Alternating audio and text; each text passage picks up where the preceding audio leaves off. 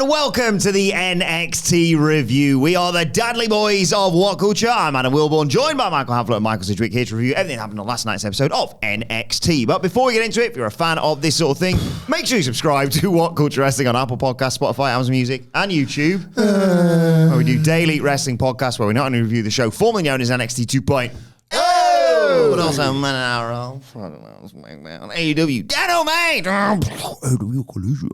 pay-per-views, premium live events, we have interviews, roundtable discussions, and a roundup of the week complete with a quiz, of course, on WrestleCulture. As I said, though, joined by Havlet to review last night's NXT and all the fallout from NXT. No, merci. I was going to do the power's back, but seeing as she's already done it like 50 times, it's obviously a new gimmick. I'll do a... That's Giulia's thing now. Doesn't matter what our wrestling moves are. The power is back. Thank God. Never went away, Thank God. No, it isn't. Yes, it is. Come on, Sid. You watched it last night. This Barely. was NXT. By the afternoon record, we simply can't remember. As Wilborn recaps, you will remember why the power is back. I hate it, man. I love it. You will never return to the island of NXT. Do you think you're never able to find a way back? Was I ever on it? I was on it. Like, it was just so NXT 2.0 when it was like, well, 2.0. We were advocates for change. Yes, I was very much an advocate for change. Black and gold started to really suck ass at the end there, and then it was just so like, oh my God, bad wrestling's back. Yeah. Like, legitimately awful pro wrestling is back in fashion. Like, I'm on It's board 50 with new it. guys, welcome to the show. Okay. It was great, but now it's bad. Very, very bad. Disagree.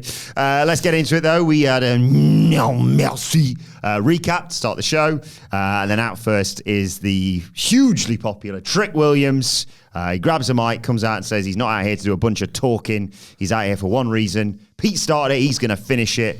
Pete Dunne, get your ass out here. But he's not interrupted by Pete Dunne. He's interrupted by the NXT champion, Ethan Page, who says, sorry, I'm not Pete Dunne, but I am the NXT champion. You had to raise my hand at no merci. And it's usually a tradition that someone, after they defend their title, gets to open the show. I figured you'd know that, but then again, you only successfully defended this title once. Got him. Got him. Got him good. He's done it twice now, of course. There's Joe Hendry's chant from a week or so ago is echoing around the arena, and Trick tells Page to put some clothes on and shut up. They're not the same. He called that match right down the middle. He's coming for his title, but he's first got to settle some business with Dunne. And he says, your title? I'm going to be the one defending it in Chicago, not you. I'll be surprised if you even make it to Chicago. And Pete Dunne attacks from behind. They brawl, and officials have to break it all up. Quite obvious where they're going with this. Yeah. He started the big Pete Dunne, Trick Williams bait and switch of the week for the predictable course of things. Trick has stayed over, again, the NXT tests. We're going to turn you heel. We're going to needlessly beat you, like when it seems as if you're at a point where your character can't really afford it. Trick's surviving the tests. Massively over. Everything seems set for like a huge night for him. It's that very WWE thing, like, we're brand new in the network, it's always been this good, join us next week. And it's the crown of a new champion, or their favourite guy gets a big spotlight, whatever it is. It's being set up for Trick. Like, yes. I don't, very obvious, it's a bit petrolly. I don't mind the booking of getting Trick back to this spot. And in truth, the most they're ever going to get out of Ethan Page as their top star was probably to put the belt on him. This hasn't been a bad little reign as a transitional reign between Trick Williams and Trick Williams. Anything? No, not really. It's just this time last week I was in such a little haze in the glow of pro wrestling. Carmelo haze. And now I think it stinks. You know? Yeah. Like, all right, okay, well, Trick Williams is going to beat Ethan Page. But before he gets there, he's got to contend with that Pete Dunne. Wrestling stinks, isn't it? I can always see like 10 moves ahead. You sure can on this show, yeah. Not on some other things on this show, though. And think about... You know what I mean? Just a general, I think I'm tired of the booking patterns of pro wrestling generally. I don't really have a... It's a problem. I don't have an antidote or a solution. And I feel like we're forever trapped in the no off-season world. It's just the way you gotta do it. 39 this month. All in our 30s. Fact. Very bored. Do you know what I mean? Where's the drama? Well, that comes later. And think about it, Sige. It's going to be on this first episode on the CW from the All-State. So what city is Trick going to win the title? Chicago. Exactly. Chicago. Yeah, I mean... Yeah, that's going to be a night, isn't it? I'm more forgiving of the patterns, because they all have patterns when something's good. This is a terrible television program. Hank and Tank. I'm cranking my tank, Sige. They're walking about backstage talking about winning this triple threat for the number one contenders tag team title shot. Gallus walk up, says they're going to run right through them and the Rascals. They almost get into a brawl. All gets separated because the match is next. What chaos on this show. They need to get some more Joe in. Remember that? Yeah. Do you know what hit me on this show? Shawn Michaels typically gets inspiration from Shawn Michaels, right? In terms of the tapes that he watches for ideas. It hit me this week. What a wanker. Yeah, love that. I love that about him, but he kind of is. Yeah, he's like, well, I was one of the best. I mean, it's masturbatory booking. Yeah, I was one of the best. So what homework copying? Mine. Yeah. The Hank and Tank thing, I've been trying to nail down what exactly he's stolen for influence. And it's come from those unlikely of places, especially considering one of the key figures in this period of time in wrestling history. And it was the attire tonight that made me realise. They're little wacky backstage asides. They're trouble, but they're fun. You kind of want to hang around with them, but they don't mind a fight. A bit on the bulkier side, the attire. Shawn Michaels is watching his 1994 Public Enemy tapes, which means he's encountering a lot of Shane Douglas, and he doesn't speak very kindly of Shawn Michaels. No. I love that. At what point are we getting like a franchise talking about Dick Flair on this NXT? He's into ECW now.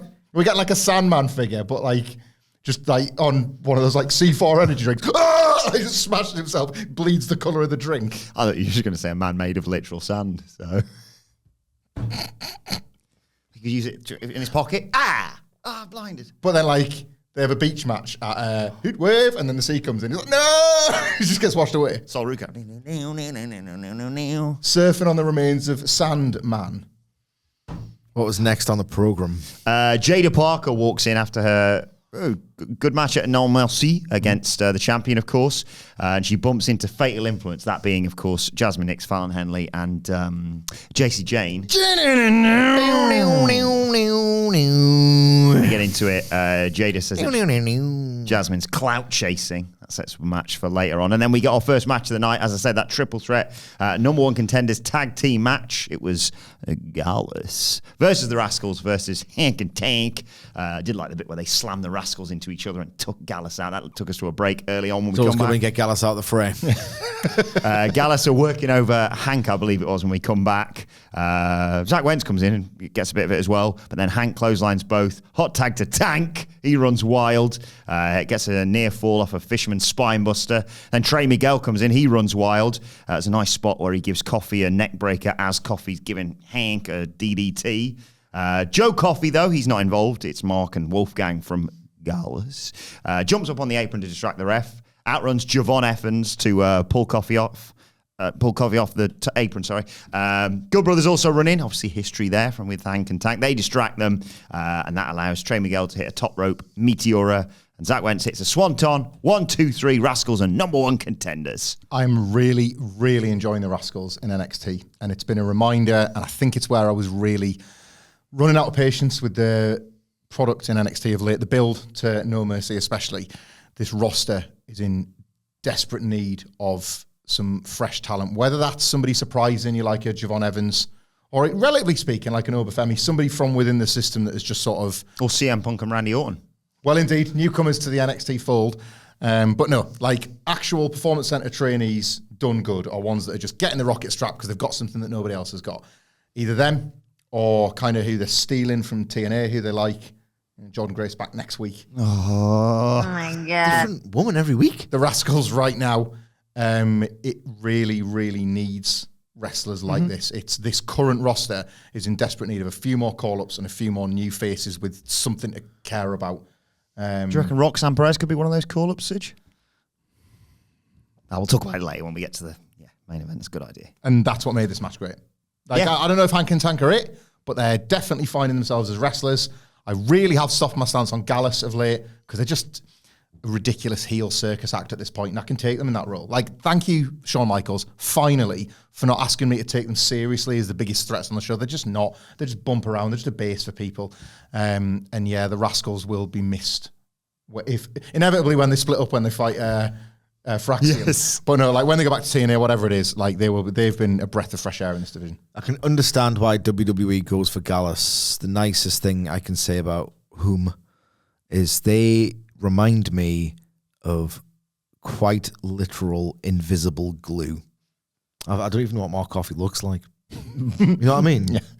Wolfgang's pretty, he's got distinctive features. Mark Coffey, I couldn't pick him out of a lineup. But guess what? That boy is always in the right position to make other people look halfway decent. Invisible glue. Joe got himself out of that by growing one of those moustaches that for a period of time people were getting tattooed on the finger. Oh, yeah. So they could like have a moustache by just... I think if I was going to get a tattoo, it'd probably be that. Funny, innit? Pull it out. Stash on there, beard on the bottom, then you can do the whole goatee. Good idea. I might do that, actually. But speaking of the tag champs... sort of thing like... Contempt. It's contempt. That's the sort of thing like a local radio DJ that you used to be would do for a feature and then remember they're on the radio. And it's like, we have got the webcam on, right? Otherwise, this has been a waste of time and money. My parents are really judging me. This match wasn't anything special. I enjoyed it. I enjoyed that match. Love the Rascals. Everything's good now, isn't it? Tank and Tank. Like you say, Gallus, great additional to all this. Good stuff. Yeah, it wasn't great. That's one greatness all the time. Well, you're going to get it next week with this tag title match because... You know what? Probably close to it. We go backstage and there is Axiom. When I'm cleaning windows. Being asked for their thoughts on the Rascals. And in they come midway through the interview to confront them. Zach vows to win the titles next week, take the belts back to TNA. And also says, not sure about this team, as many people have suggested in the past. And Nathan Fraser scoffs at this and basically says, well, you're the one with the singles title, so 1-0. You're a champion, so you suck, mate. He's got to be the heel, hasn't he? Well, he's a kind of an arsehole, Nathan Fraser. And I know that's probably what the instruction is as part of the split that is inevitably coming. But considering his moves, he might actually get over as a heel because he's kind of detestable in these promos. What if his gimmick is he's really quick between the ropes, but his comebacks take a week? Like, last week when you said, I've been thinking about this, and actually, quite good stuff.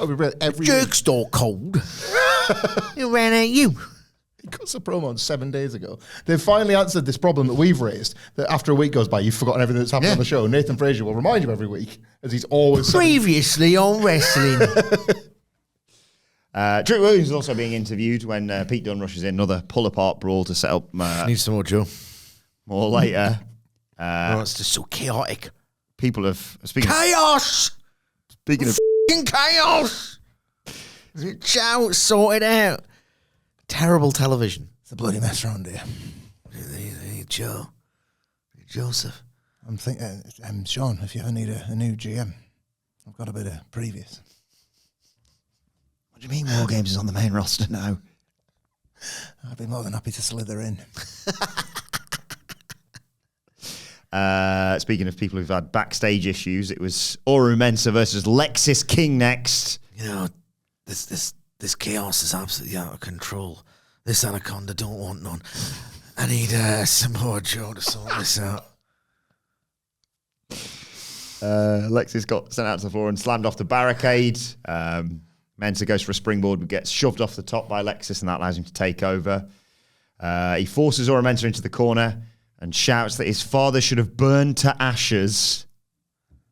Bit of a left turn all this, isn't it? I've been going back and forth with Dad Stuff for a while. That fires up Oro Mensah. He snaps. He almost kicks too much ass. The referee admonishes him, 5 count and all that stuff. But as part of all this, he's distracted by this. Lexis King catches him in the cradle as he's rushing in to kick his ass, puts his feet on the ropes and gets the 1, 2, 3. Why is he winning matches? It's the latest, like, and like, look, I just want to mention Jim Duggan for a second. Lots of people love Jim Duggan. I was like, but beloved wrestler for his like Mid-South contributions and like a character that got properly over. Big fan of Swindon, isn't it? He just seems like the loveliest bloke. Yeah. The life he leads now. You even had a good time in Aberdeen. Yeah, he did. Imagine that. But there's people take the piss on shooting interviews sometimes when they would see Hacksaw Jim Duggan when he was King Duggan because he had his crown, his cape, his American flag, his 2x4, and the 2x4 had a crown. It's like kind of gimmicks. Like Lexis King is sort of that now. Was you suggest you advocating for him becoming a king? Why not? He calls himself the king already. King Lexis King with a crown on his throat. And only when he wins it would he realise, oh yeah, that's my name too, right? He's got his big chair, he's got his beard, he's got his I'm starting again as Lexis King whole thing. Now and like we saw this creeping in with the Eddie Thorpe program. He's kind of doing the, I'm brave enough to say things nobody else will. What are you going to do about it? Cancel my yes. Like he's like an edgelord. Like Twitter's the grimmest place on it. Like edgelords wouldn't survive on contemporary X. Like it's no place for anybody. Like the edgelords would seem like, oh, this is a nice gentle break from what I normally see on the For You tab. Thank God for an edgelord once in a while. But like Brian Pillman Jr., Lexis King has stepped in and is like, for me that, I'll talk about your dad. What you going to do about it? From my big chair. He stinks. He's not good. I don't know why he keeps winning matches. I had a lot of fun with Lexis King because he's a figure of fun. A laughing stock, if you will. He's so bad at wrestling. Yeah. He's just so sluggish. No, He is? Not even mediocre. As a fan of this brand, great heat magnet. I was going to say the hierarchy of NXT and the infrastructure. He's not of an it. athlete. Where do you want Pillman? Where do you want Lexis King to sit? Not other than on his big chair. Yeah, I think nowhere near a title. Right. But yeah, just a springboard to greatness. Get past him. Maybe you're good enough for a title. The gatekeeper. That's his next gimmick. Right, this is where this show got goated. Because the D'Angelo family, minus the Dan, are discussing the events of No Mercy when Oba Femi walks in. And Stack says, you got some balls walking in here. Rubbish. Terrible impression. Oba says he understands their frustrations, particularly Stax's, because their boss was no match for the ruler.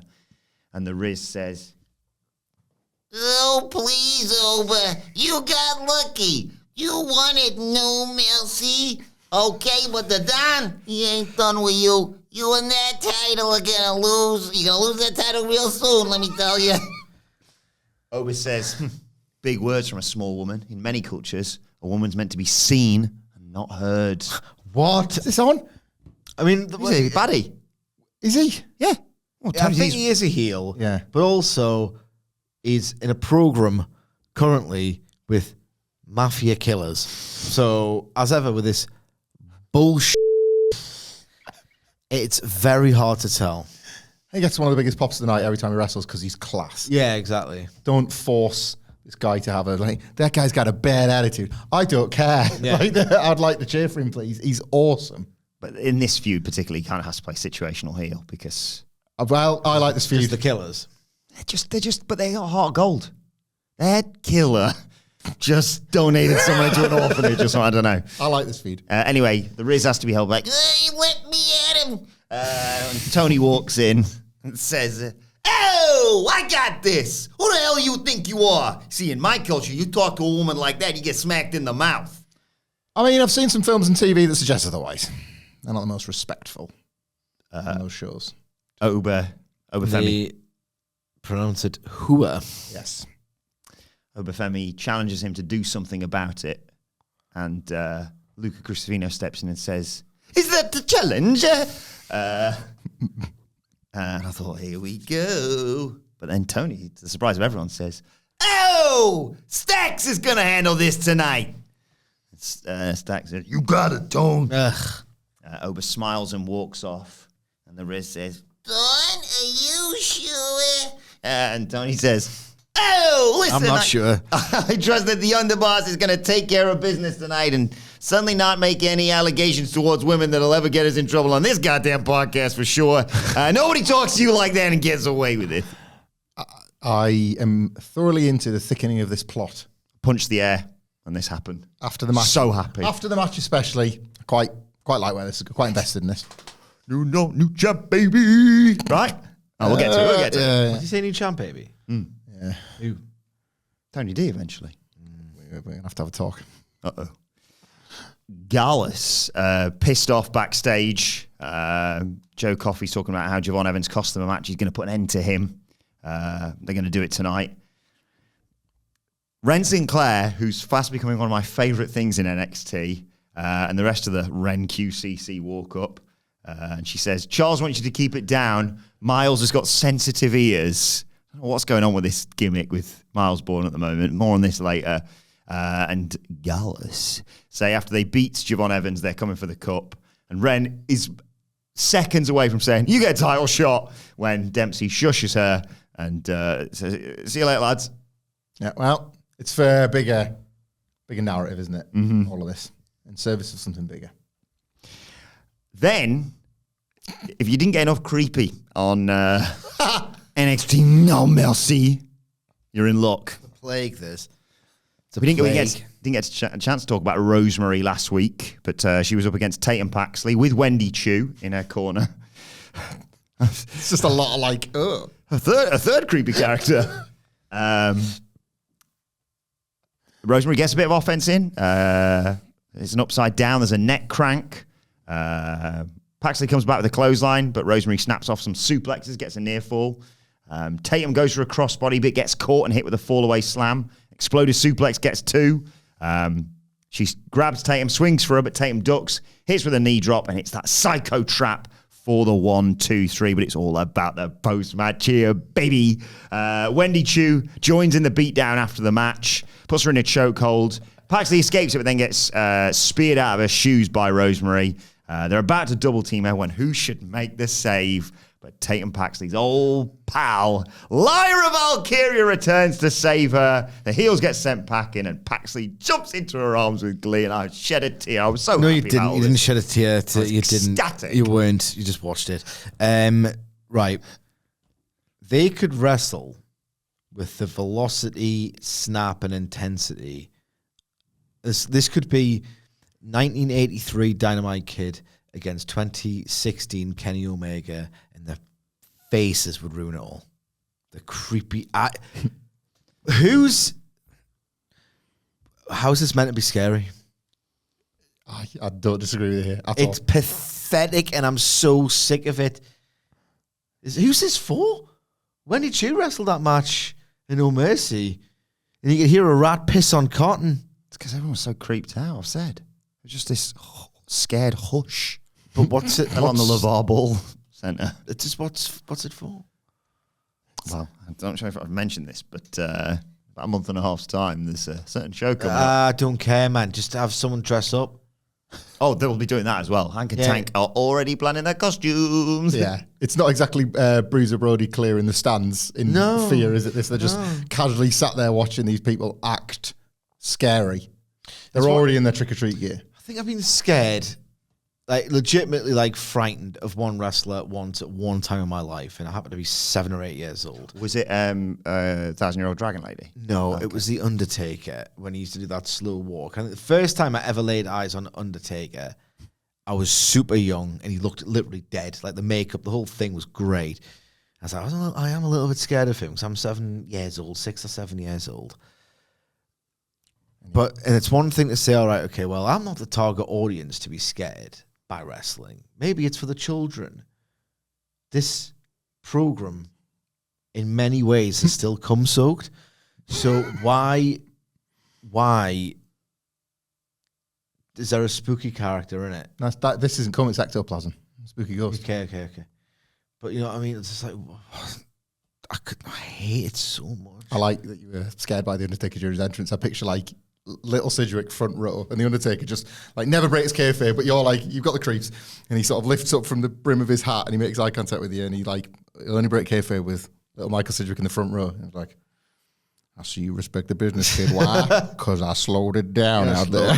And he knew from that on, one day you're going to be covering this for a living, and I'm going to get in your game and try and take your job. And he did. I was thinking there about Hank and Tank's costume. I haven't thought about them since you were talking about them earlier, and I'll not think about them until next week. I think they're going to wrestle a tag match as Slinky Dog from Toy Story. So they'll be connected. I think that's absolutely brilliant. What's that got to do with that? Stand. Halloween costume. Why Slinky Dog? Because then it's funny because they're connected and they can use the Like clothesline. spring. Stand there, clothesline. Come on. Got to think big picture. No, I don't have to think about nothing. A springboard dropkick. I'm really sad. This TV show is so awful. It's like Tatum Paxley. Is it a bird? Is it a plane? No, it is a bird. I thought this was so funny as well. Like, if you got the backstage one. Of course. Do you want to come? Yes, please. Let's have it now. Let's keep it all together. So, talk about that and I'll talk about This ties it all up. Tatum's very excited backstage. Giddy, some might say. She says she knew Lyra would forgive her. I'd forgotten that we even mates or whatever. I was just like, this is storytelling right here. No one on Raw would have her back like she does. Lyra admits they didn't leave things on the best of terms. And she said she'd never come back, but she just couldn't keep her eyes off Tatum. Tatum says it's lonely here. Lyra says, don't worry, I got some backup. I'd rather fight with you than against you. Let's fight the weird girls. And there's a big hug. It's just lovely. It's not lovely though, is it? Lovely isn't the word though, is it? Have you learned a moral lesson from this story? No. You can be weird and obsessive over someone. She love bombed her. Love bomb people. You can really impose yourself on people, creep them out, and I've just no-sell people's body language. Didn't at various points, Lyra very much indicated you being too much. And now they're friends. Yeah, get over it. It's fine. The fact that like these, you'd think it was the friggin' mega powers. It's Florida. I couldn't believe this. The pop. Like, yes, fight. It's been weeks realistically since we saw these two together on screen. I'll be honest, I just thought for a split second maybe that's the friend she's talking about for Raw next week. So what? No, Natalia, baby. There's a brilliant example you use in like. How is this storytelling? No, it's not. It's terrible. Disagree. There was what was the AEW thing where you like that's too much continuity. I didn't even need that continuity. QT Marshall being storyline credited with bringing in Powerhouse Hobbs, who then repays him later. This segment in the locker room. Oh, there's too much continuity here. Felt like it took him like 4 hours to script to somehow make sense of him. Like what's actually happened as a shoot? Like Triple. Have you got anybody I can borrow for these NXT weeks? Got some bit of a space in the roster. Like Lyra's gotten over. I'm not really doing anything with her right now, so you can have for 6 weeks. Oh yeah, great, yeah. I kind of just have had her. She was involved in a pretty significant angle. It's going to be really hard to square the circle. Just do a locker room thing where you completely wash away months of storytelling. As bad as it was, like just exposition that barely even makes sense. Lyra Valkyria trapped in this position of not really wanting to even really befriend her, but then have to say, nobody would back me up on Raw quite like you. What's you're a friendless loser up there, are you? Like you need to rely on this person that stalked you and beat you up because gone off Becky Lynch, have you? Like the one of the biggest stars in the history of the industry. Zelina Vega not got her back? Yeah, literally on Raw said like... Well, she had Zelina Vega's back, so I don't know that one yet. That's a question mark. No, she's actively said, and I'm going to bring Natalia back next week. She got friends out the ass. Let's go friends. She's going to ask to Natalia. If Natalia's busy... She got Zelina Vega's got her back. No, we were going, and we are in Calgary, Alberta, Canada, and Zelina Vega's going, Natalia. And she's going, Tatum Paxley. That's what I'm talking and about. That's the twist. It's Tatum Paxley. Where's Tatum Paxley from? Ooh, good question. It's time to play the game! Oh, parts unknown. Time to play the game!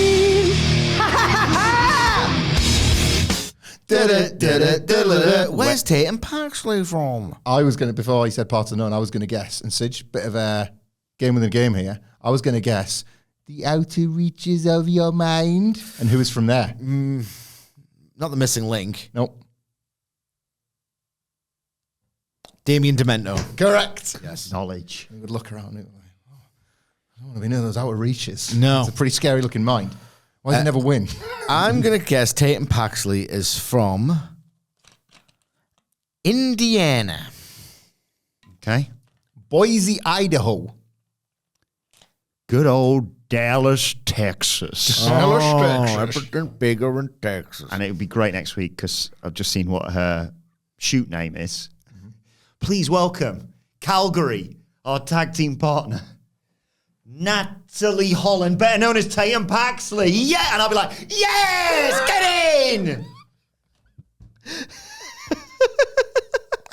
Sarah's backstage with Pete. He says he's going to have to figure out that actions have consequences. It's teasing what's coming. Another brawl. Ava, she hasn't got the surname, she's Rock's daughter, general manager of NXT, says, go to the ring and settle this now. And Ethan Page says, this place is falling apart with you as GM. And also, sorry, I should mention as well, that it's not just Ethan Page there who sees all this. It's obviously Ava's assistants, which is Stevie Turner. And his face, I can't put a name to a face for some reason. Robert Stone. I hate my life, man. They're going to do a power grab. Huh? Yeah, with Ethan Page saying that it's falling apart with you or whatever. You haven't got a surname, either Rockstar and the general manager of NXT and the Booker and Cooker of the Year. And then he's going to somehow have it ousted when he loses the title. And then one of them two is going to get there. Who'd you pick? Stevie Turner. What's Robert Stone coming back out managing somebody? Yeah. I'd go for the bloke who used to manage Von Wagner. Robert Stone. Oh, thanks. Before the Pete Dunne versus Trick Williams match, we got a video message from TNA Knockouts champion Jordynne Grace announcing she's going to defend the Knockouts title next week on NXT in an open challenge. Oh my God. Cool. Can't wait. And good. Not going to do it now, obviously, but excited to predict who's going to answer that challenge. I want to brawl. I want to brawl in Gorilla. First one to the ring wins type thing. I like that. I've got a name in mind that I'm hoping for. Is it the Riz? It's not actually. It's Natalia, isn't it? Pete Dunne versus Trick Williams came next. Real animosity between these two, obviously. Trick beats him around ringside. It's reached a point where I never know when you're being sincere, ever. There was a rant kick. Did you see that very early in this match? It looked like he kicked him right in the ear. They eventually get in the ring. Dunne beats him up, but Trick Williams comes back with a jumping neck breaker for 2. Running neck breaker as well. But Dunne crotches him on the ring skirt and stomps his head on the ring steps to take us to a break as Trick Williams is a bit woozy. We come back. Trick's hitting a rock bottom. Dunne German suplexes him, though. They go back outside. Trick Williams misses a big boot. They go onto the barricade. It looks like Trick Williams is going to choke slam Pete Dunne through the announce table. But Dunne goes after Trick's fingers and then hits a Russian leg sweep that puts both of them through the table. Goes everywhere. And the referee counts them both out, with them both laying out on the floor. But it's not over there. Trick attacks Dunne post-match. Officials have to break it up. Dunne breaks free and jumps onto him, and then Trick hits a front drop kick. And later on, Ava announces last man standing next week with the winner facing Ethan Page. I want to say, before I say what I'm about to say, that this is strictly based on my subjective enjoyment rather than a comment on a wrestler's skills. Because I feel like sometimes you have to apply these caveats, even though this is reviewing stuff and you're allowed to have positive and negative opinions. However, I think Pete Dunne might be my least favourite wrestler in all of WWE. And I just don't like that I think that, because I've got a real sentimental attachment to both him and Tyler Bate, not Trent Seven. And More of a Butch fan. I loved the Butch gimmick, genuinely. Found himself running around like a little dog, right? What? Yeah. That initial UK tournament that released Pete Dunne in that made me feel something. And I was like, nothing. And like, it was I love that. Well, it was a big I like something. that NXT match in Chicago. Yeah. And it was a big something because I was like, wow, I don't hate a British wrestler. Twist. Like, Zach Gibson was in that as well, wasn't he? he was. He's across Raw and across NXT. And his moves, you know, they sure are moves. But I find it impossible to care about him. Heel or babyface, it's this warped version of whatever that character once was. I've seen everything. He is simultaneously graduated on the main roster and not. So he's like trapped in this Can't get away from the vortex of developmental to main roster. Like your Roxanne Perez bit, that remains the question about Pete Dunne 7 years later, and he's answering it while you're asking it. I find him accidentally, and possibly not his fault, a nightmare to watch. I love Trick Williams, and I don't care about Trick Williams' failings, and this is the point, right? Pete Dunne is obviously skilled, but I can no longer invest in his work, and it's a wall that feels very high all of a sudden because there's going to be plenty more of him. Yeah, I felt very little for this as well, to be honest. No words. Pete Dunne, isn't it? Pete Dunne, I've said this before on a podcast, it's the weirdest thing, man. It's like he has dedicated his athletic prime, uprooted his entire life to enter WWE. WWE in turn has, treated him quite well in NXT, and, he's on the main roster and he's doing some stuff, and he'll never get over. Yeah. I don't want to be a dick about it. He's not a sports entertainer. And they have this weird, like, him and Levesque and Sean to a degree have got this weird, like, me and you will always look out for each other. They always seem to have this, like, big, really deep forged connection. You've never seen him getting fired, ever, No, would you? no. He'd be a coach at 29 before he was ever fired. Exactly. Like, I can never imagine him getting cut or released, or if he was, like, never having a bad word to say against them. It's like this bond between Pete Dunne and WWE. It's, like, inextricable for some reason. They must really, really rate him, like, very, very highly. Do you not realize what this is and what you are? I'll never get it for as long as I live. Like, he's just a wrestler in a sports entertainment world, and like they are really trying to make Pete Dunne happen, and it's just not really happening. And like, I don't know, Pete Dunne was Pete friggin' Dunne, and he was having that match at like Tyler Bate, and it was like a top 5 match of 2017 in Chicago. And The final was pretty great as well in Blackpool.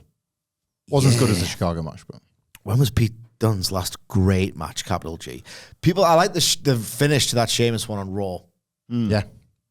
When was his last great match? And I'm not being funny.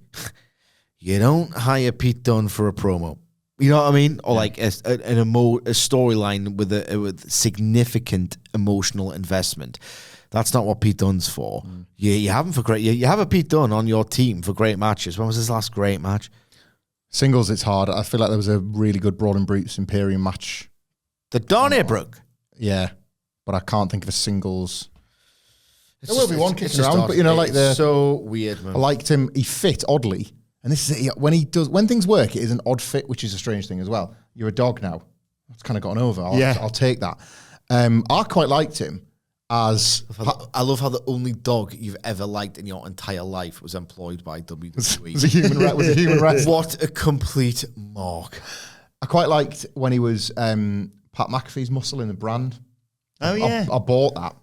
Like, he was a bit frustrated, and McAfee was like, here's a quick route to the top, just fight my battles for me, that sort of thing. I quite like that. I like that stable, and he was a good fit. What were they called? The brand. They had the War Games match against the Undisputed Is that what they Era. were called? Yeah. And reviewed that.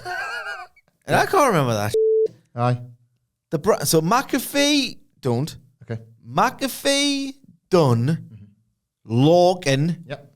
and the other Brit. Danny Burch. Birchie. Because there's that, Birchie. like, there's that, it's in the CWC, it's the dankest of all the War Games. And every time they run at the ring, they get... Suppress that memory. Every time they run at the ring, they get a weapon out. They've got like, McAfee's. Is it brought the names, the Undisputed Era on the think tables? so, Or it's yeah. got McAfee's, whatever it is. And it's the Danny Burch one because it was the WCW ramp straight into the ring, but the cage is on top. And because it's like quite a short ramp, and you've got to get down some stairs, and there's a cage. There's that gif of him running. It looks like he's running in high heels because he's like, Fred Flintstone. I remember. bowling. Yeah. The brand. The brand. And they kicked Adam Cole's ass that time as a reveal that he has this because Adam Cole beat him in that over delivery of a takeover match. And he was like, right, I'll get a stable of baddies then and we'll kick your ass. Kick your ass. So I quite like that from Pete. Did he have again, feels like a CWC thing. Did he have a match I utterly despised with Finn Balor in the CWC? I think it might be the hard hitting one. People love that one. jaw break one. Yeah. That's the one where Finn Balor, he goes, hey. He went, hey, with his fingers broken because Pete Dunne had actually, broken someone's fingers for once in his life. That one, the Kyle O'Reilly one. Hey, where's all the other wrestlers gone? He's on TNT. And then it all changed. Yeah. And you couldn't be happier about it, could you? Ecstatic. Things worked out. That popped me earlier on. Watching the Punk press conference. Oh, well, things worked out in the end. She's like, yep. Hey, everything now. Things worked out in the end. Yeah, AW's still in the sauce. He noticed, right? It's tucked in an NXT review, so a podcast.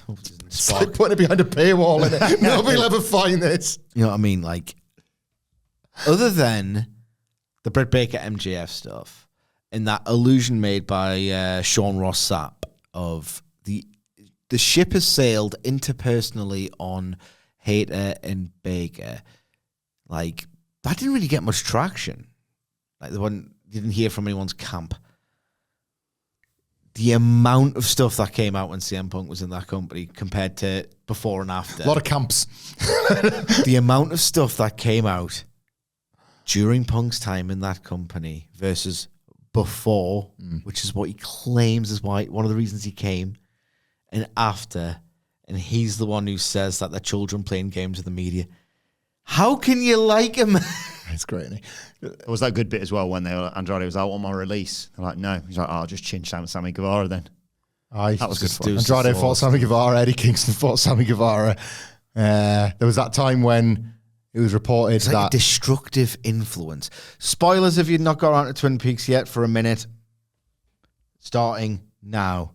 There's in part 11 of The Return, there's this absolutely awesome scene where Bobby's in the diner and then like a gunshot goes off and he just goes outside and like there's like a traffic jam. There's a young girl being sick. It's like chaos. Yeah. And it's like just like everything's seeping in. And the fabric of the town is just really shifting in this way that's I manifesting. can picture that visual now. You said it. When Yeah. you said about the girl being sick, I remember it's like a painting. Yeah. Yeah. That's what CM Punk was in AEW. Just everything started to just run amok. Anyway, he ruined everything. I do like the Wrestling Observer reports that there was We're done. The Wrestling Observer reports You're that never going to watch it. I'll get around to it. in a talent Rewatch Entourage all the way through, and then I'll get around to Twin Peaks. Great TV. Echo's great TV. So probably put Entourage just slightly above it. You could tell me some really, really bad personal news, and I just wouldn't believe you. That's the damage you've done. Yeah, it was remember it was the boy who cried, way! It was Chris Jericho being like, guys, you don't know how good this is. Stop leaking stuff to the sheets. We'd like to thank Mr. C. Irvin for that stuff. Too obvious. Christopher I. You know the guy that kind of kicked MVP's ass with a witticism as he went. I don't fight jobbers. Imagine saying that in a hotel. MVP would have knocked his f***ing head off if he'd said that as a shoot in a lift. I don't fight jobbers. I give them the rub. I turn them into jobbers, if anything. Actually. Huh? And everybody stood up and applauded for the first time in ages. And then the music started playing in the hotel lobby. Judas in mama! Available right now on iTunes. If anything. It's such an impressive squash he put it in that 1,000 matches book of Jericho. Yeah. Jericho versus MVP at the hotel. Back on NXT. Oh, this was class. We hear more from Ridge Bloody Holland. Yes. Chase U let him in at his lowest point. He restored his confidence and his sense of belonging. Why destroy Mr. Chase? Because they failed. They were champions. But Chase U did what they do. Win the big one, but can't keep it. He says he brought Chase U to prominence. Runs down Duke and Riley for accepting his help and getting a tag team title match, but then telling him to stay home and not winning their one, of course. LTST. I like it, don't like it as well. He finally becomes champion, but he got ripped away due to mediocrity. NXT's going to get the man he tried so hard not to be. The step-by-step destruction of Chase U begins next week, and And he tells Thea he's going to love every bit of it because she reminds me of my daughter and it's her birthday next week. She been daughter. And Duke Hudson, there was a tweet saying, "I'll fight you, dickhead." Thea was like, "I hate you, Ridge Holland." This is another fantastic pivot, I guess, in the Ridge Holland story. He escaped the life of questioning his own violence by entering Chase U. Entered Chase U, decided violence is good, actually. And I was completely right the first time to be breaking people's necks and injuring people, so I'm going to do a bit more of that. So the entire Chase U experience was rendered redundant, ultimately, in an effort, just so I'm clear, to put over Chase U. And speaking of MVPs, he smashes his MVP trophy as he leaves. That Chase U. was. I forgot that he got him a new classroom. Yeah, that's it. That was a heartbreaking denouement that he left that classroom, the place he'd helped craft. Oh, guys. Oh, hello, Rich. Hello, Rich. All right. It's the worst two things about your mother-in-law. I don't know, Rich. What is the worst two things about your mother-in-law? The faces. It's, oh, yeah, I'm joking. A diamond. Thanks, Rich. Bye. Bye, Rich.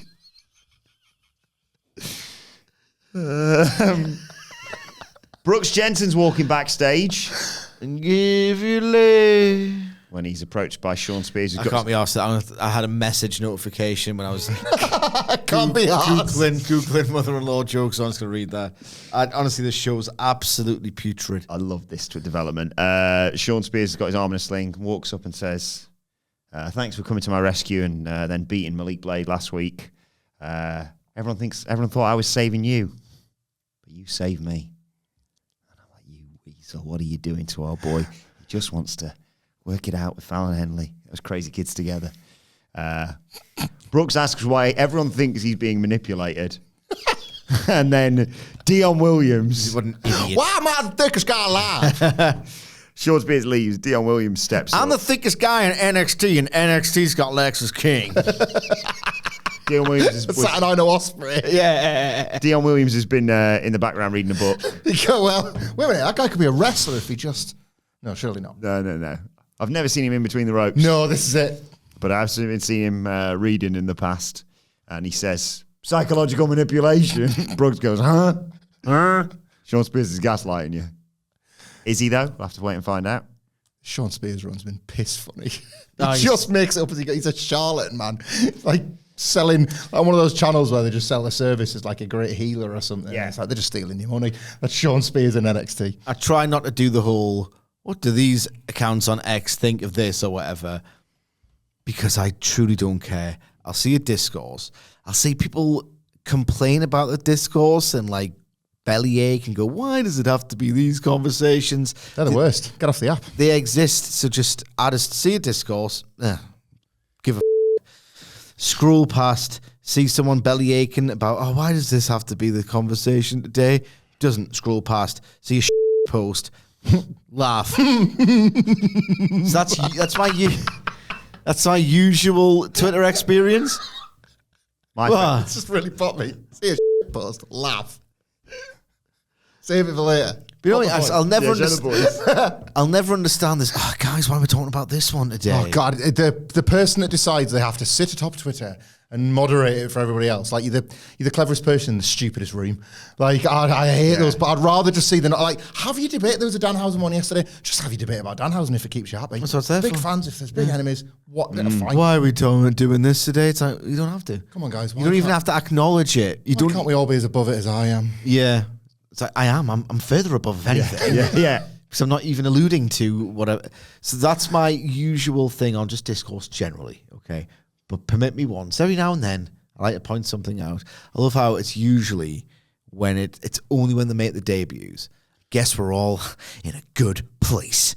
Remember that from COVID? It's usually when they make the debut and it's like usually something a bit striking. Because usually it's, Sean Spears. Sean Spears is in a different room. That's usually what he gets. Yeah. Usually what he gets. I love how it was always like, so much better than AEW. So much better. It's always like the first night. Yeah. is there anyone out there flying that flag for Sean Spears like week 12 or whatever, or week 14, week 80, whatever on? It's like, go. No one does it anymore. It's over and done with. Yeah, it's just funny, isn't it, how it works? Nice to see that. No one's like doing that anymore. I was thinking about when you said about that scene where he's lined them all up, and it's the Cody episode, isn't it? When he turned up and there was three. Oh, yeah. Cody makes 4 and all that. It's like there's 40-year-old kids in a high school. That's what the equivalent is. I just thinking like college, like the AEW version in about 2022. It's just like Spartacus. There's like 50 guys. What a great place. So you're gonna have to speak up. It's like 40 guys. I said, what a great place. A great place. Miro sort of waved in the fire. It's a great place. Andrade. I don't like it. You never did. You've only been here 2 minutes. Is that Lana? It is Lana. When she blamed him, this is because of you. I'm not like what we're doing here. Javon Evans versus Joe Coffey. Injured finger. What could he have done to her infected finger? You, Miro. What's the story again? I don't know. It's something. Something's last match as well. Yeah. Outsmarting Andrade. It was like a swerve turn. I'm his manager, am I? You infected my finger. I'm still on your side. I hate all of this. It was that was like, we don't talk enough about how bad that actually was. Oh, God, I know. Like, I'm making Miro jealous. Was that what it was? Yeah. I'm jealous now. Good. I'm here to be your manager. I don't want you as a manager. I'm going to manage him. I don't want you to be his manager. You sure? Actually, I've lost interest too. Let's have a match.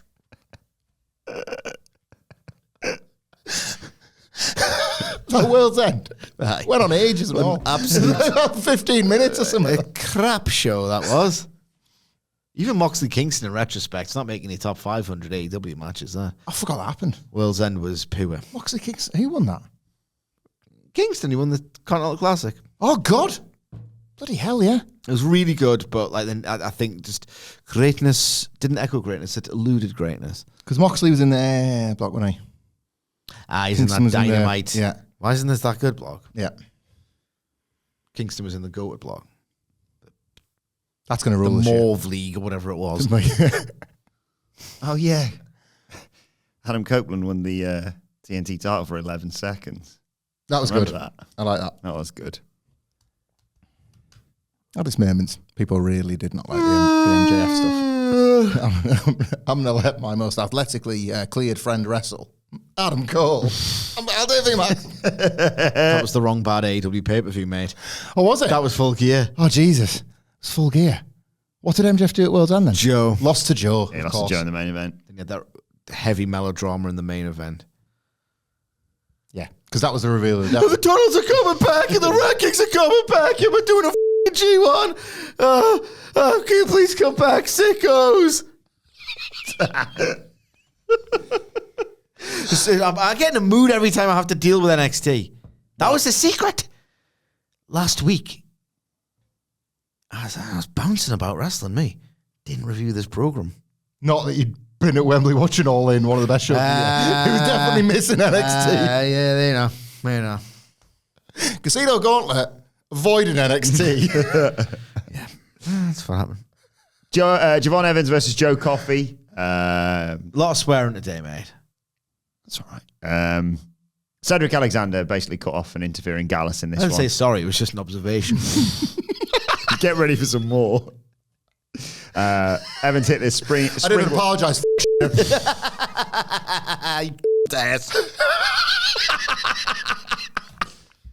Where are we up to now? We are. Who cares? One of you is 150 away from a big number this year. We're only in September. Anyway, so just hitting 4 digits. Oh my God. It's probably down to this show, let's be honest, for the most part. Yeah, John Evans beat Joe Coffey.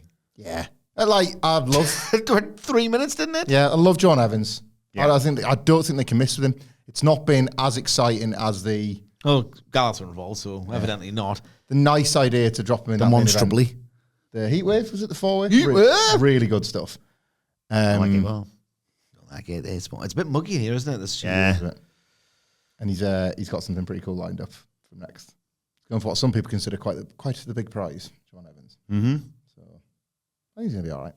Yeah, we mentioned that already. No, No, because a bit, yeah. part one of a two-parter. Oh god, there's a lot of parts of this bloody. Yeah, long way to go to the main event. Then we had the Tatum Lyra thing backstage. Yep, skip. Ava announcing the last man standing match, and then it was time Skip. for Stax to take on NXT North American champion Oba Femi. Stax got a few shots in, but Oba Femi just went, fine. Nailed him with some elbows, staring intently at the Dunne. Tries to make a comeback, gets cut off. Keeps yelling at Tony, Oba does. Nails a shot to the back after throwing Stax into the ropes. He hits a lariat to the back of his head, basically. Stax got his ass kicked. He sure did. Got body slammed with his ankle landing on the ropes. He stamps on it whilst he stares at Tony again. But Oba talks some trash. Actually, Stax tried for roll up and got stomped again. But Stax ducked a clothesline, hit a back elbow, hit some strikes, gets Oba to a knee, gets pushed up, but hits a drop kick, drops Oba Femi, goes up top, Oba dodges, and bounces Stax into the corner. Powerbomb, 1, 2, 3. This was the best thing on the show, and I loved it, and I am positive that this story goes well and is the thing that we're genuinely, earnestly excited about over the next few weeks. This match was another great Oba Femi match. Stax had a really good night as the guy that is destined to lose. It had a certain... Was Yoshihiko? Kind of, yeah. I was going to say, like, I was going to appeal to your Coliseum video side, Sige, and you know when the Warlord or Barbarian was on the show in a singles? Yeah. They're going to beat like a Tito Santana or something like that. They're going to get 1 or 2 comeback spots, but they're never going to win the hope spots. Barbarian was a very, very good clothesline. Oh, I missed. Rip your friggin' head off, But when I get you. but running was again, I'm sorry, my bulging biceps have just forcibly removed you.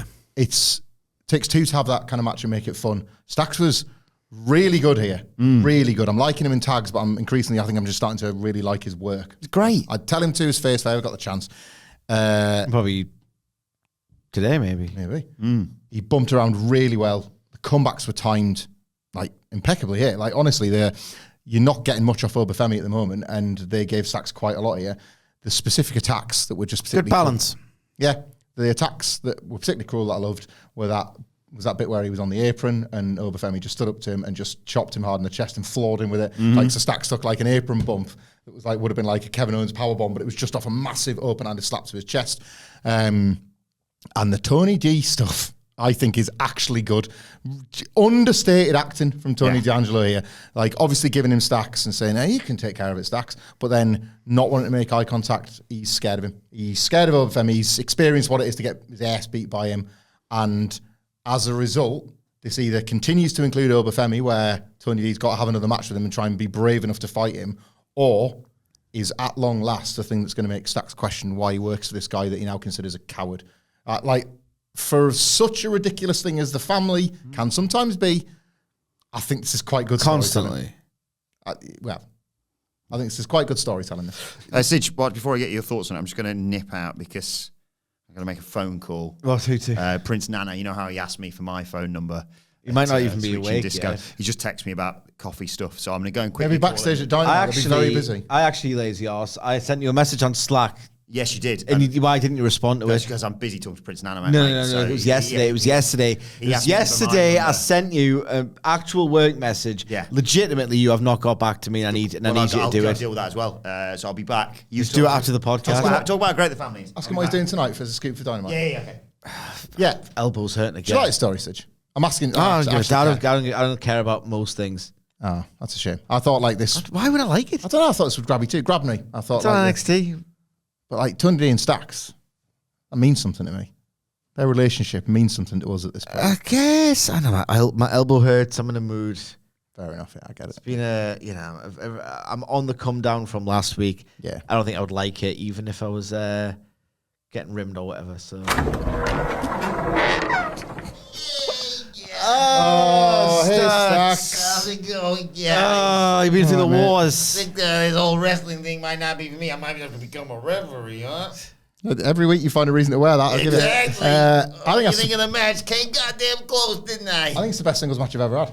Genuine. I'm sorry to see the defeat, but yeah. He lost decisively. Yes, But but he showed enough guts. yeah, that's it. Fighting spirit. Bravery and guts. Not much bravery in the family at the moment. You got any thoughts on that? Tony's got a thing going on. Don't you worry. Right, okay. You know him better than I do, He's so unflinchingly loyal to he is. Tony D, isn't he? See how that goes. Yeah, that's what you've seen, guys. But all the kids are going back to school. My goddamn time, if you ask me. Yeah.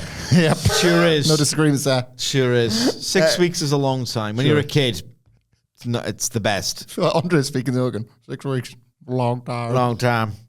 Speaking of part-timers, what's the deal with teachers? I think we're going to talk about jokes about Hamlet there. I'd rather joke about pamphlets than to say that about teacher stacks. I'm Well, not. they get how many goddamn weeks off a year and they finish at 3 p.m. Come on, what are we doing here? We're doing the real work, aren't we, guys, huh?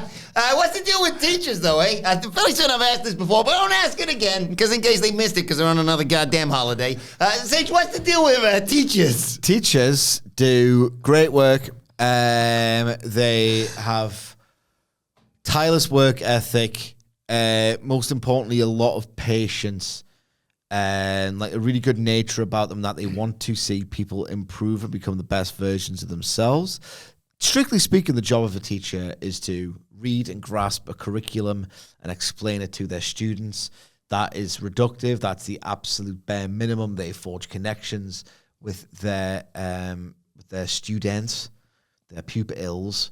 And, you know, a great teacher, you'll never forget a great teacher. Like I had three pretty awesome English teachers in my comprehensive school, high school, freshman.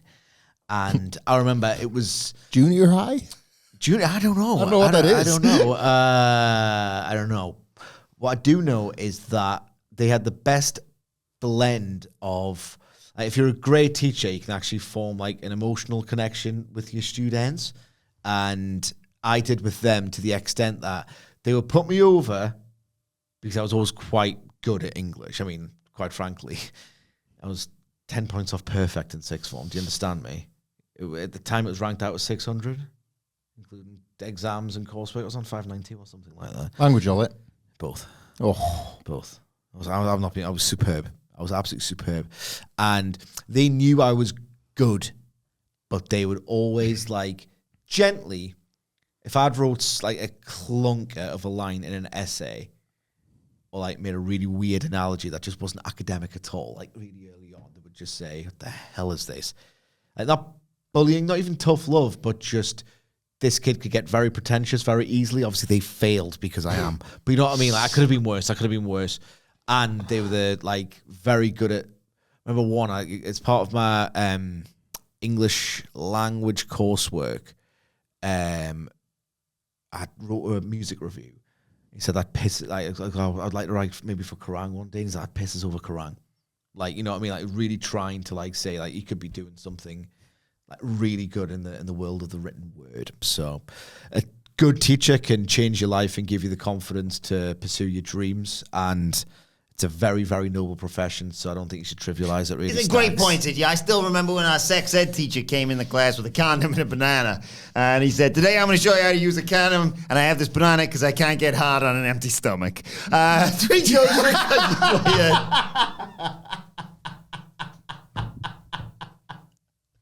3 jokes, 3 questions for you. Question joke number 1. Well, I'm sure I've heard that, but it's still funny. It's a balling visual. What insect do English teachers love the most? Huh? What insect do English teachers love the most? Right, teacher's pet. His teacher liked a pedant. That's what it probably was. Say it one more time. What insect do English teachers love the most? English teachers, right? Language, literature. Is there any insects that have got anything with books? Ladybird books. Like any Shakespeare puns on insects? Othello, I can't think of anything. Macbeth, Hamlet.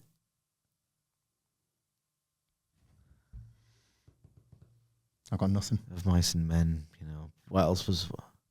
Mice is more of a rodent. Yeah, I isn't know it? that, but I'm just trying to do some. I'm just trying to like, just toss the ball around, so to speak. I'm trying to toss it back to you. Yeah, and I've fumbled. So, fumbled a bad bitch. What's the answer, Stacks? What's it, Stack? What insect do English teachers love the most? The spelling bee. That's all right. Bit more of an American thing, then. Yeah. I mean, All these jokes and stories good to tell your kids about, of course. I actually told my children some of the jokes. Some, not all. It's not all. I think all of them are suitable. I like this one, Siggy. Why couldn't the teacher fart in front of a class? That was weird when the answer is because that'd be really awful. Yeah, weird. yeah. Or it'd undermine the teacher. Oh yeah, they'd never, ever, ever. It'd just be like, it would be passed down to generations. When Sachs brought up teachers, we'd want to tell that story. If Yeah, teachers farted in no, class, that'd come up, wouldn't it? Yeah. Yeah. I remember some like the teacher stories. They're passed down from generations. Yeah. There's one who probably got caught wanking in a closet. It was like 10 years before I even turned up in year 7, You know what I mean? They get passed down, these stories. They do.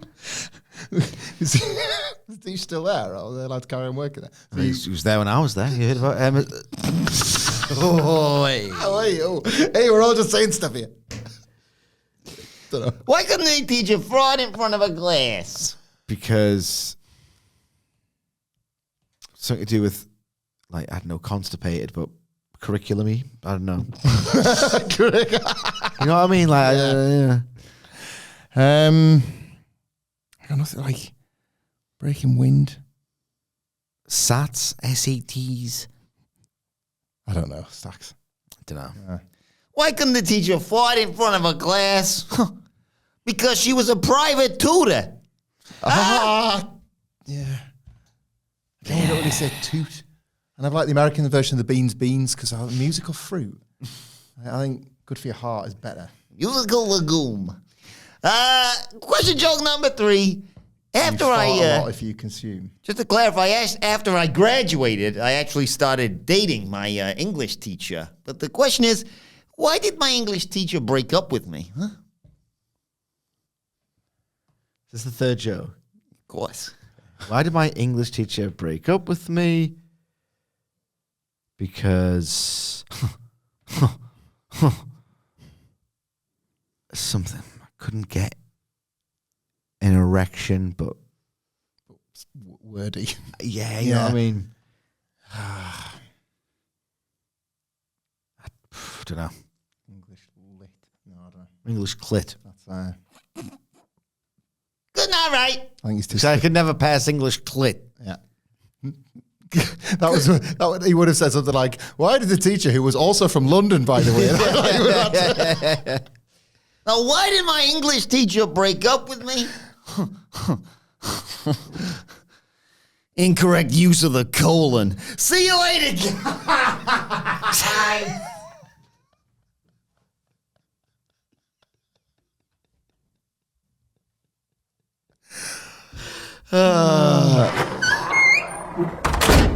Bye, Stacks. Bye, mate. Yeah. All right, I'll speak to you soon. Am I saying mates much? No, but we did What's Happening on Dynamite tonight with Hangman Page and Sir Strickland. My lips are sealed. So what did you chat to him about?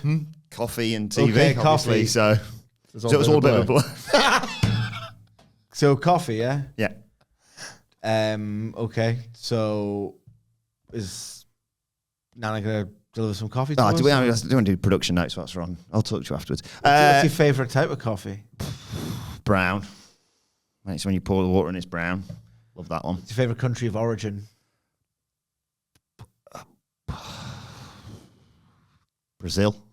Yeah, well, they do coffee there. Yes. What's your favourite process? Okay. Flicking the bean, probably. The ladies are backstage talking to Ashanti the Adonis. Oh, no, sorry, they're talking to each other.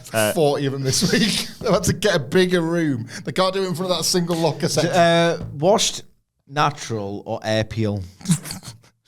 All of the above. No, well, air peel Let's doesn't, talk about coffee. Air peel doesn't exist. I know that. So I don't know what you're talking about, really. I made that up to So you like nothing coffee, do you? Yeah, sometimes Weird, it's not good yeah. to have coffee after a certain time. That's when I have my air peel coffee.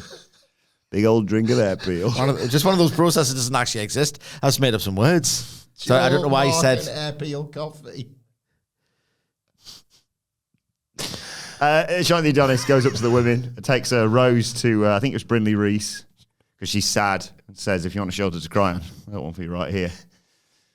Like Sean's What a job. Sean's thought, like, right, we've got Shiny the Adonis character. He's a sex haver, or at least a wannabe sex haver. So it would be unrealistic if we had our usual women's segment where there's 4 people on screen. We need 60. He wants to find a room with 60 women in. What's the NXT thing? They're all going, bah, bah, bah. And a Shiny the Adonis thinks, opportunity, 60 of them. I've seen a wrestler with 4 on their arm before, so he's gone for the record. Tried to give her a flower, and of course, what's better than flowers on your piano? Tulips on your organ. Thank you very much. Eddie Thorpe walks up and says, what are you doing? What's this? And DJ Platonic is the comeback that Shotney hits him with. Step up his game, he's gotten on. I haven't seen. He's not had it off yet, has he? Shanty the Adonis? He has done nothing but try, though. Yeah. When Ren Sinclair is Nearly chanting... the main event. Miles off, mate, yet. Ren Sinclair's chatting to Javon Evans, offering him a Heritage Cup match next week. And he runs off, screaming, Ava! It's like his youth is supposed to be his biggest weapon. He's younger and he's faster, he's stronger, he can jump higher. So much youth on his side. Not you 5. Like, That's how they've misunderstood the assignment yet again with youth. It's like, God, like I'm theoretically my wrestler prime, mid-30s, but this guy, barely 20. He's got years on me. Nope, he's a toddler now. So with chicken tendies? They're just children. Charlie Dempsey walks up and says, what's going on? He's got a Heritage Cup match now. What are we talking about? I told you what to do. I told you, did exactly what you told me to do. Checked his credentials. Was he worthy enough? Blah, blah, blah.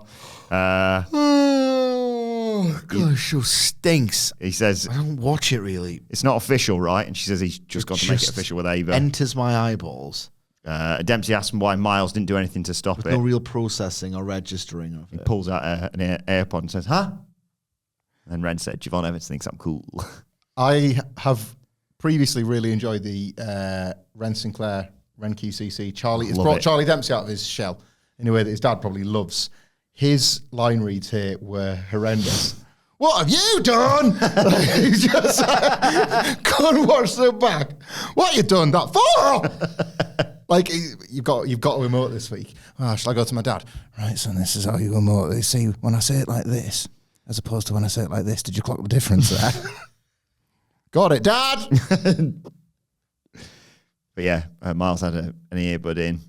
Didn't hear anything. Bloody hell. That tastes like piss. Jazzmen Nyx versus Jaida Parker. It's been emotional. Jada's got injured ribs, of course, from the title I match. didn't feel anything. Hey, Tony, you better protect Regal's ass on the way out of here. Okay, John. Kind of going to kill the world champion. I don't like him anyway. Okay, John. Anything else you need? Bloodsport every year. Okay, John. What about when you come back? Bloodsport gimmick. Okay, John. The Fatal Influence girls run interference for Jazzmen Nyx so she can take over.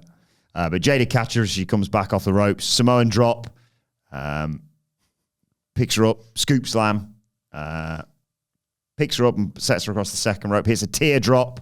Nyx got an inside cradle for a 2 count. But Jada dodges as she comes off the ropes. Hits that hip check of hers and gets the 1, 2, 3. Jada Parker's impressing, genuinely. Yeah. This Fatal Influence stable, like Trash. Toxic Attraction or whatever, like they're rubbish. It's a bad act. It's a bad act. James Henley's got something. Yeah.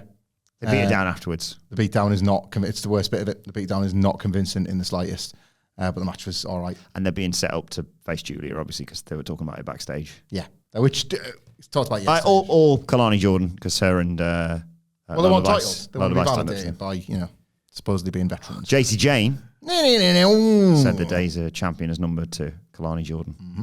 Stacked show next week. Yeah. Rich Holland, Duke Hudson, Trick Williams versus Do it on the Pete preview. Dunne. Do it on the preview. Nathan Fraser. Sorry.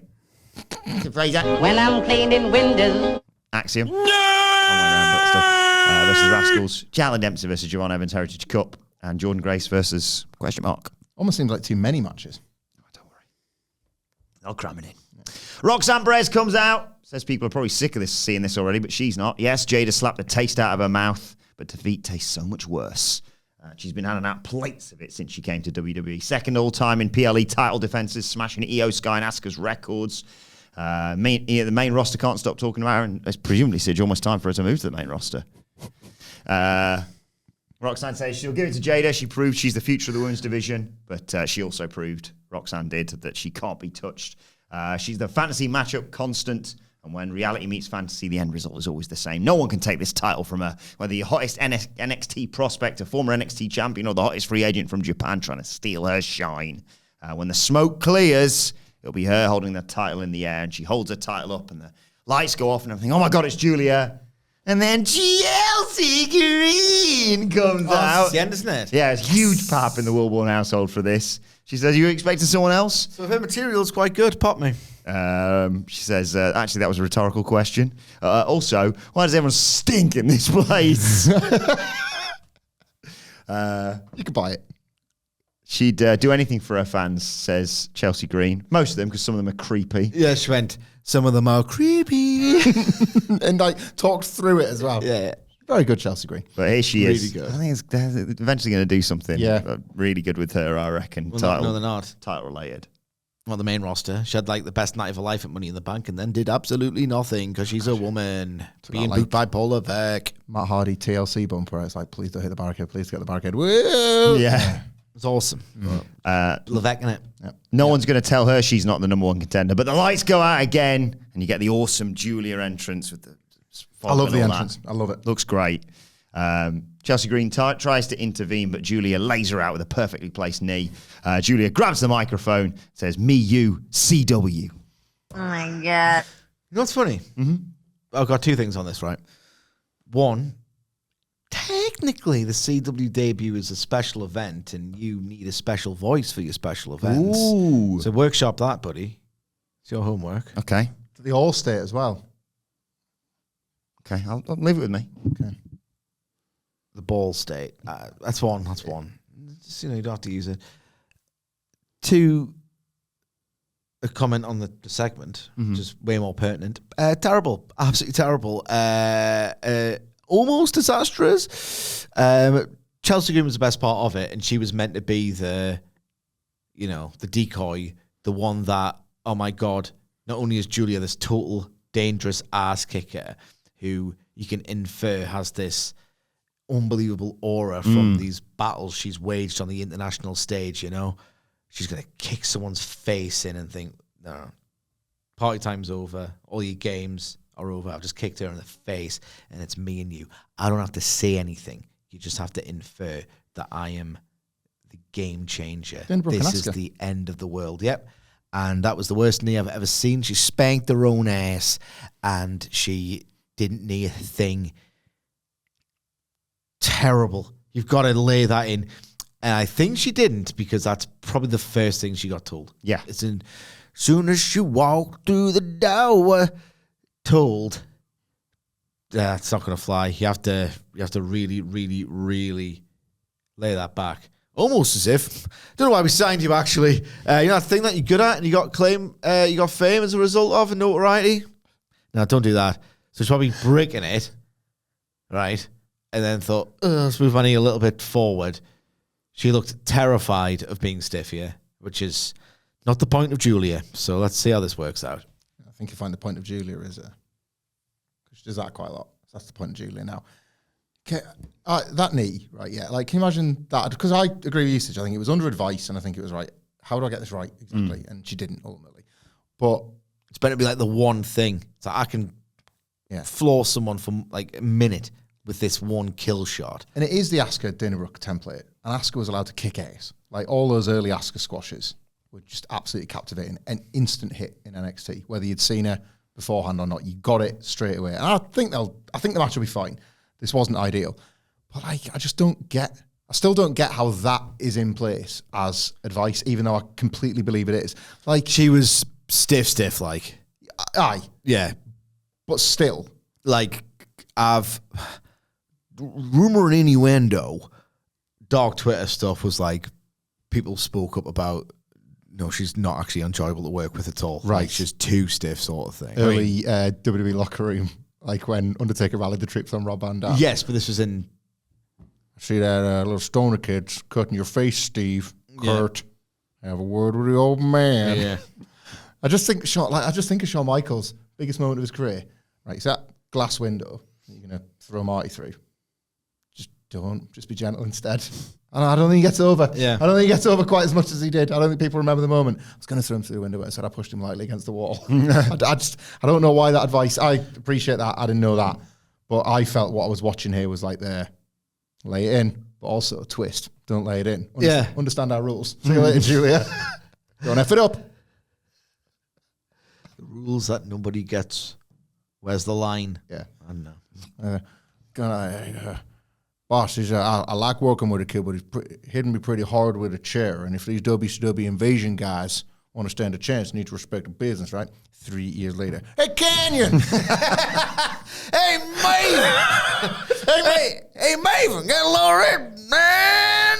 Here we go! Boom! And why didn't it hurt? I'll tell you why, because an hour earlier you were drinking a bottle of Jack with the dead man. Takes the pain away, don't it, kid? Takes the pain away. Nothing takes the pain away of Vince McMahon rejecting your ass. You got to respect the business. Oh, good news, dead man. I've been watching it my whole life. You goddamn mark. What? What do I do? I don't know what the to do. I don't know what to do. And on that note, kid, I got soup bones. Sell my soup bones. You're making my soup bones look stupid, kid. let us know your thoughts on NXT in the comment section below, or on X at WhatCulture WWE. Watch, they can follow all three of us. I'm the best pill striker in the business. I thought you were a zombie. What is it? Do these look like MMA gloves or not? I'm a mortician. Take your mind up. I'm both.